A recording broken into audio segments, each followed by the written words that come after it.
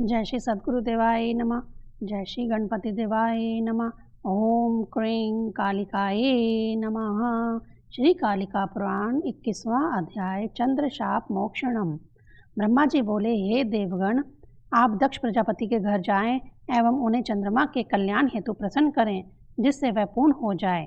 चंद्रमा के पूर्ण होते ही संपूर्ण जगत स्वस्थ हो जाएगा, आपको भी शांति प्राप्त होगी तथा औषधियों की उत्पत्ति होगी। मार्कंडेय जी बोले, तब ब्रह्मा के इस वचन को सुनकर प्रसन्न मन से इंद्र के नेतृत्व में देवगण दक्ष के निवास पर गए। वह सभी देवता मुनिवर दक्ष प्रजापति के सन्मुख यथोचित क्रम से उपस्थित हुए, उन्हें प्रणाम किया और मधुर वाणी में बोले। देवगण बोले, हे ब्रह्मन, अत्यंत दुखी तथा पीड़ित हम सब पर आप प्रसन्न होइए। हे महान बुद्धि वाले, इस समूह उपस्थित शोक सागर से हमारा उद्धार कीजिए। हे विप्र रूप और परमात्मा का सृष्टि करने वाला जो ब्रह्मा नामक रूप है, आप उसी के अंशभूत परम ज्योति हो, आपको नमस्कार है। संपूर्ण जगत की रक्षा तथा प्रजा का पालन करने के कारण आप दक्ष प्रजापति कहे जाते हैं। आप योगेश भी हैं, हम आपको नमस्कार करते हैं। संपूर्ण जगत में दक्ष, कुशल आत्माओं में दक्ष, आत्मा के हित साधन में तेज महात्मा दक्ष, तुम्हें नमस्कार है। नियंत्रित इंद्रिय वाले योगी जन निरंतर जिसका चिंतन करते रहते हैं, जो सार तत्व के भी सारभूत अर्थात परम सार तत्व है, जो योगियों के भी आचरण पर विजय प्राप्त कर परांगतों यानी ऊपर उठे हुए लोगों के भी परम स्थान हैं। उन आदि और अंत से रहित शाश्वत समर्थवान परमात्मा दक्ष को बारंबार नमस्कार है। मार्कंडेय जी बोले, उन यज्ञ भोगी देवताओं के ये वचन सुनकर प्रसन्न मुख दक्ष प्रजापति से इंद्र को मुख्य रूप से संबोधित कर बोले। दक्ष प्रजापति बोले, हे महाबाहु इंद्र, आप लोगों पर दुख कहाँ से आ गया? हे विभु, आप अपने दुख का कारण बतलाइए, मैं उसे सुनना चाहता हूँ। या आप लोगों का दुख दूर करने के लिए मुझे क्या करना है? यदि मैं कर सकूंगा तो वही करूंगा जो आपके लिए हितकर हो। मार्कंडेय जी बोले, उस ब्रह्मापुत्र महात्मा दक्ष के वचनों को सुनकर वाकपति बृहस्पति, देवराज इंद्र और अग्निदेव ने उन मुनिवर से कहा। वे बृहस्पति, इंद्र और अग्निदेव बोले, हे द्विजश्रेष्ठ, आज निशापति चंद्रमा क्षीण हो गया है। उसके क्षीण होने से सभी औषधियाँ नष्ट हो गई हैं और उनकी हानि यज्ञ की हानि का कारण हो रही है। यज्ञ के नष्ट होने से वृष्टि के अभाव से सारी प्रजा किसी महान दुख को प्राप्त कर भूख एवं भय से भयभीत हो नष्ट हो गई है। हे ब्रह्मन, यह रात्रिपति चंद्रमा का क्षय जो आपके क्रोध के कारण हुआ है, वह इस समय संपूर्ण जगत के अभाव यानी नाश का कारण हो रहा है। हे विप्रों में श्रेष्ठ, आज तीनों लोकों में कोई भी ऐसा नहीं है जो दुखी या विनिष्ट ना हो, भले ही वह स्थावर या गगनचर पक्षी आदि ही क्यों ना हो, अर्थात सभी दुखी हैं। आज ना यज्ञ हो रहे हैं और ना तपस्वी जन तपस्या कर रहे हैं। भोजन के दुख से शोभा रहित तथा भयभीत संपूर्ण प्रजा नष्ट हो रही है। हे विप्रेंद्र, इस प्रकार के विपल की दशा के कारण जब तक रसातल से ऊपर आकर दैत्य हमें बाधा न पहुँचाए, तब तक आप हमारा उद्धार कीजिए। हे दक्ष, आप प्रसन्न होइए तथा तपस्या के बल से चंद्रमा को पूर्ण कर दीजिए। चंद्रमा के पूर्ण होने पर संपूर्ण जगत अपने स्वाभाविक स्थिति को प्राप्त कर लेगा। मार्कंडेय जी बोले, तब प्रजापति ब्रह्मा के पुत्र दक्ष उन देवताओं के वचनों को सुनकर उनके हृदयों से उनके कष्ट दूर करते हुए उनसे बोले। दक्ष बोले, निशापति चंद्रमा के शाप के कारण जो मेरा यह वचन हुआ है, वह किसी भी उपाय से झुठलाया नहीं जा सकता। किंतु मेरा वचन जिस उपाय से भी पूर्णतः झूठा न हो, चंद्रमा भी वृद्धि को प्राप्त हो, वैसा उपाय देखा जाए, विचारा जाए। यहाँ यह उपाय दिखता है कि आधे महीने यानी एक पक्ष में चंद्रमा क्षय को प्राप्त हो तथा आधे महीने स्वाकाई पत्नियों के साथ समान बर्ताव करते हुए वृद्धि को प्राप्त हो। उन प्रजापति के उस वचन को सुन उन्हें प्रसन्न कर सभी देवगण वहाँ गए जहाँ उस समय चंद्रमा थे। हे द्विजों, मुनिवर दक्ष द्वारा इस प्रकार के वचन कहे जाने पर वह देवगण प्रसन्नतापूर्वक पत्नियों के सहित चंद्रमा को लेकर ब्रह्मा के भवन को गए। वहां जाकर उन महापुरुषों ने जो कुछ दक्ष प्रजापति द्वारा कहा गया था वही सब परमात्मा ब्रह्मा से कहा। तब देवताओं के मुख से दक्ष की कही हुई बात सुनकर उन्हीं देवताओं के साथ ब्रह्मा चंद्रभाग नामक विशाल पर्वत पर गए। वहां जाकर देवताओं में श्रेष्ठ ब्रह्मा ने प्रजा के हित की कामना से श्वेत किरणों वाले चंद्रमा को बृहत लोहित सरोवर में स्नान कराया। भूत भविष्य एवं वर्तमान तीनों काल का ज्ञान रखने वाले जगत गुरु पितामह ब्रह्मा ने इस कार्य हेतु उपयुक्त परिपूर्ण सरोवर का पहले ही निर्माण कर लिया था। उस बृहत लोहित नामक सरोवर में स्नान किए प्राणियों को सदैव आरोग्य एवं दीर्घ आयुष प्राप्त होता है। वहां स्नान किए हुए चंद्रमा के शरीर से पूर्व में वर्णित रूप से राज यक्ष्मा नामक रोग तत्काल बाहर निकला।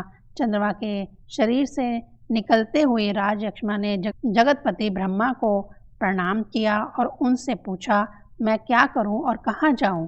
हे लोकेश, मेरे अनुरूप स्थान, पत्नी तथा सनातन कार्यों का आप निर्देश कीजिए, क्योंकि आप संसार के रचयिता हैं। मार्कंडेय जी बोले, तब ब्रह्मा ने चंद्रमा के शरीर से निकले अमृत से युक्त होने के कारण पुष्ट शरीर वाले उस राज यक्ष्मा को तथा अमृत के अभाव से क्षीण चंद्रमा को देखकर उसे दोनों हाथों से पकड़ा।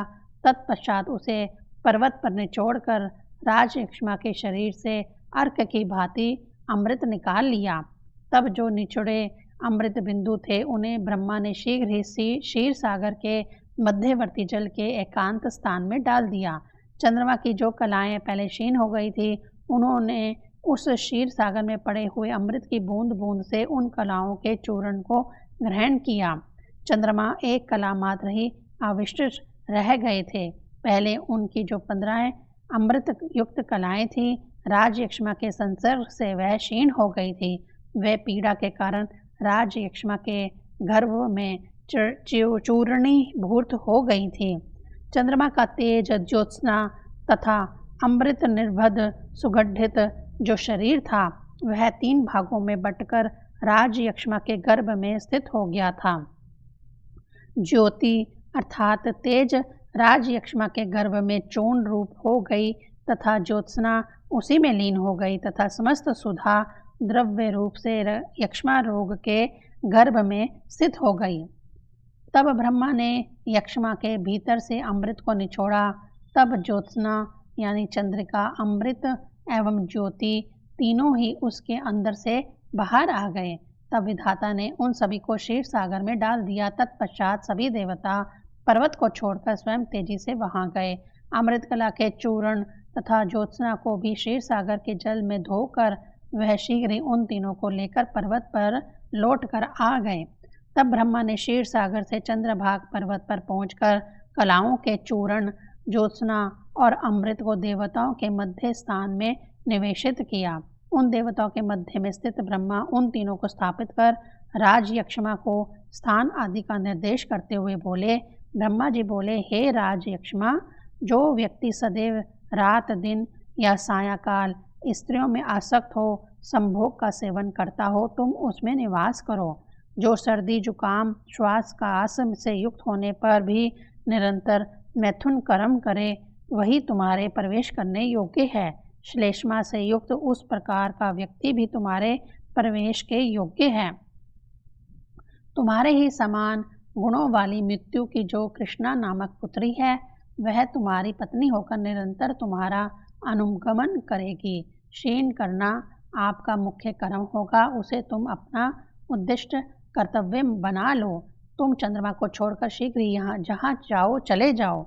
मार्कंडेय जी बोले, तब ब्रह्मा द्वारा इस प्रकार विदा किया हुआ राज यक्ष्मा नामक महान रोग देवताओं के देखते ही देखते अंतर्ध्यान हो गया। उस महारोग के अंतर्ध्यान हो जाने पर लोक पितामह ब्रह्मा ने चंद्रमा को 15 कलाओं से बढ़ाकर उसे संपूर्ण कर दिया। आत्मभू ब्रह्मा ने उन क्षीर सागर से धुले हुए अमृत से पवित्र ज्योत्सना और कला के चूर्णों से चंद्रमा को पहले के समान कर दिया। जब वह चंद्रमा 16 कलाओं से पहले की भांति हो गया, तब उसके दर्शन से सभी देवता प्रसन्न हो गए। तब देवताओं के मध्य स्थित पूर्ण किंतु बहुत प्रसन्न ना हो चंद्रमा पितामह ब्रह्मा को प्रणाम कर यह बोले। चंद्रमा बोले, हे ब्राह्मण, मेरे शरीर में पहले की भांति आनंद नहीं है और ना ही उसी प्रकार का पराक्रम या उत्साह ही है। अंगों की संधियां दुख रही हैं। हे लोककर्ता, मैं अब पहले की भांति कार्य करने में जरा भी साहस नहीं रखता। ऐसी दशा में निश्चेष्ट होकर मैं कैसे यह जीवन यात्रा चला सकूंगा। ब्रह्मा बोले, हे चंद्रदेव, यक्ष्मा से ग्रस्त हो जाने पर जो तुम्हारे अंगों की संधियां अर्थात हड्डियों के जोड़ पहले नष्ट हो गए थे, वह अभी भी पूर्ण नहीं हुई हैं। इस समय मैंने राज यक्ष्मा के शरीर से अमृत तथा ज्योत्सना के सहित तुम्हारा देह चूर्ण जो उसने हरण कर लिया था निकाल लिया है। उनके जल में प्रक्षण करते समय अमृत, ज्योत्सना तथा देह चूर्ण को जो अंश मात्र जल में अविष्ट रह गया, उन्हीं के अभाव में तुम यह हीनता का अनुभव कर रही हो। हे द्विजराज, इसीलिए तुम्हारी अंग संधियां इस समय व्यथित हैं। मैं उसका उपाय करूंगा जिससे तुम्हें कष्ट ना हो। प्राचीन काल में प्रजापति के यज्ञ के समय हवनीय पुंड्राक्ष यानी आहुति विशेष की इंद्र तत्पश्चात अग्नि हेतु सभी यज्ञों में व्यवस्था है। उसी में मैंने आपके भी अंश भाग की व्यवस्था कर दी है। उस अपने अंश भाग के भोग तथा स्वयं भी नित्य यज्ञ करने से तुम्हारा उत्साह, कल्याण एवं शक्ति पूर्ववत हो जाएगी। हे चंद्र, जो तुम्हारे अमृत के कण, शरीर का चूर्ण, ज्योत्सा की बूंदें क्षीर सागर के जल में रह गई हैं, वही सभी आपके चांदनी के संयोग से क्षीर सागर के गर्भ में दिनों दिन निरंतर बढ़ेगी। स्वरचित नामक द्वितीय मनवंतर में भगवान शंकर के अंश से तीक्ष्ण सूर्य के समान प्रचंड दुर्वासा नामक एक ब्राह्मण होंगे। वह देवराज इंद्र की उद्दंडता से क्रुद्ध होकर भयानक शाप देकर देवता तथा राक्षसों के सहित तीनों लोगों को शोभा रहित श्रीहीन कर देंगे। हे सोम, तब उस समय भी लोक के श्रीहीन हो जाने पर जैसा तुम्हारे क्षयग्रस्त हो जाने से सब जगह उथल पुथल मच गई थी, वैसे ही लोक में उथल पुथल मच जाएगी। यह स्थिति मनुष्य के कालमांग के तीसरे सतयुग में होवेगी तथा चौथे युग तक रहेगी। तब चौथे चतुर्युग के प्राप्त होने पर सतयुग में सभी देवताओं के सहित शिव, विष्णु तथा मैं मद्राचल को मथानी तथा वासुकी को उसे चलाने हेतु नेत्र यानी डोरे विशेष बनाकर क्षीर सागर का मंथन करेंगे। क्षीर सागर में लुप्त हुए देवताओं के उस यज्ञ भाग के लिए देवताओं तथा दानवों के सहित क्षीर सागर को मथेंगे। क्षीर सागर में तुम्हारे शरीर से निकलकर जो अमृत नष्ट हो, इकट्ठा हो स्थित है, उसे मतकर हम वह ग्रहण करेंगे। हे विदु, जब हम तुम्हारे शरीर को सभी औषधियों से संयुक्त कर उसके कल्याण हेतु उसे क्षीर सागर के जल में फेंक देंगे, उसके बाद पुनः समुद्र का मंथन कर जब अमृत का उद्धार करेंगे, तब उस समय तुम्हारा शरीर पूर्ववत हो जाएगा। उस समय तुम्हारा शरीर ओज, वीर्य, अद्भुत कांति से युक्त, आशय, अमृतमय, दृढ़ अंग संधि यानी जोड़ों वाला तथा सुंदर हो जाएगा। मार्कंडेय जी बोले, चंद्रमा से इस प्रकार कहकर लोक पितामह ब्रह्मा उसके एक मासार्ध यानी पक्ष तक क्षय तथा दूसरे पक्ष तक वृद्धि हेतु प्रयत्न करने लगे। वही प्रयत्न ब्रह्मा ने किया जिससे दक्ष का यह कथन सफल हो कि चंद्रमा एक पक्ष में क्षय तथा दूसरे पक्ष में वृद्धि को प्राप्त करें।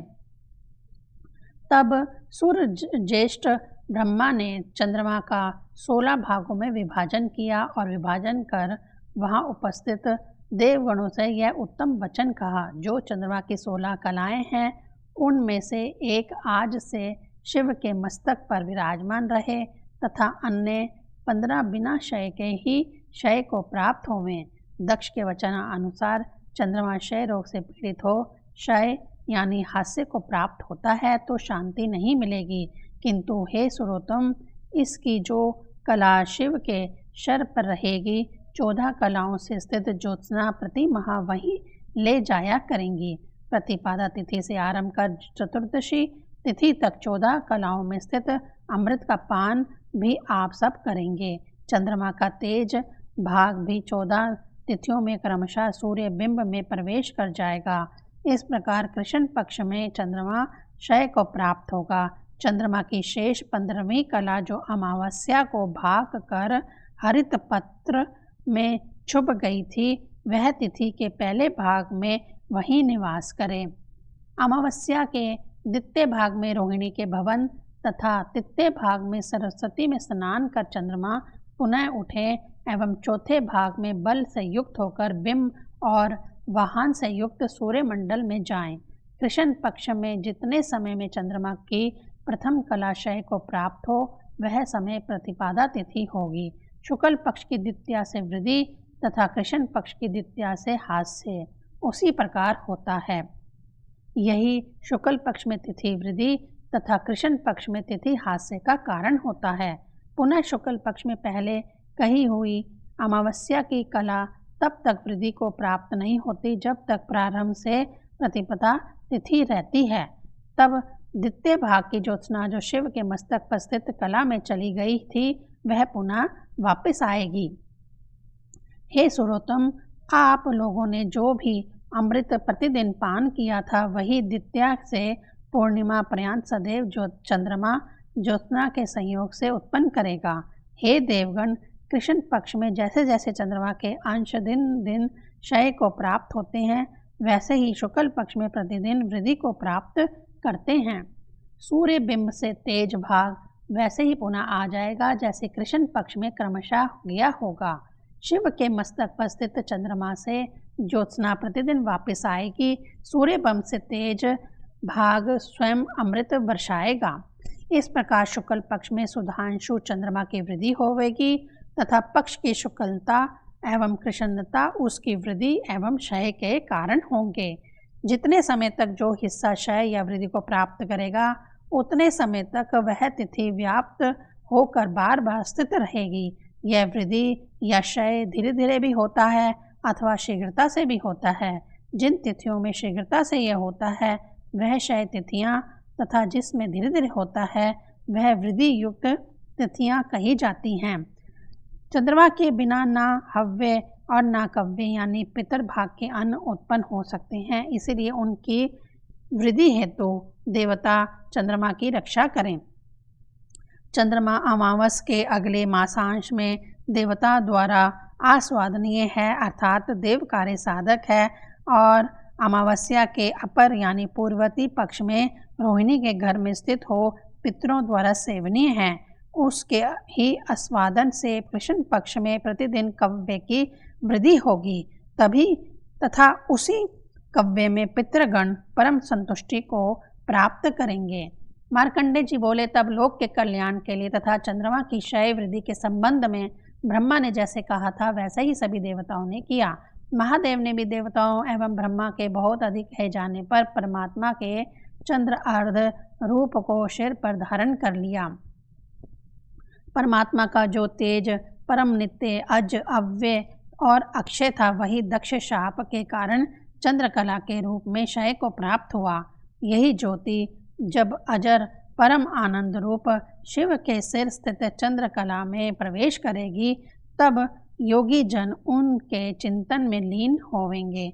महादेव के सिर पर स्थित चंद्रमा में चित्त लीन होने की दशा के विषय में यह वैदिक कथन है कि चंद्रमा द्वारा मुक्ति प्राप्त होती है। यह जानकर ही महादेव ने क्षय और वृद्धि से रहित चंद्रमा को सभी लोगों के कल्याण हेतु अपने सिर पर धारण कर लिया।